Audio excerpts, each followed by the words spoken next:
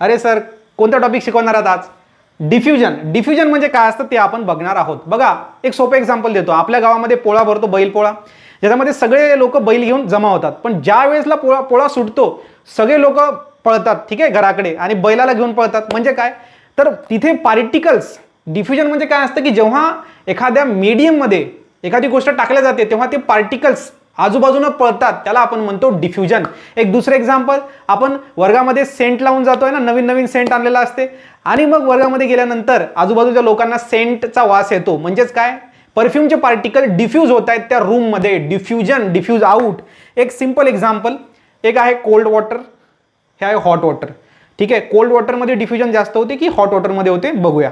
आता एक cold water घेतलं, याच्यामध्ये थोडा आपण कलर टाकूया. ठीक आहे, हे आपण याच्यामध्ये काय टाकला, कलर टाकला. ठीक आहे, आता दुसऱ्या याच्यामध्ये बघा, हळूहळू थोडं थोडं याच्यामध्ये होत आहे, बट स्लो रेट आहे खूप. आता सेकंड आहे आपल्याकडे हॉट वॉटर.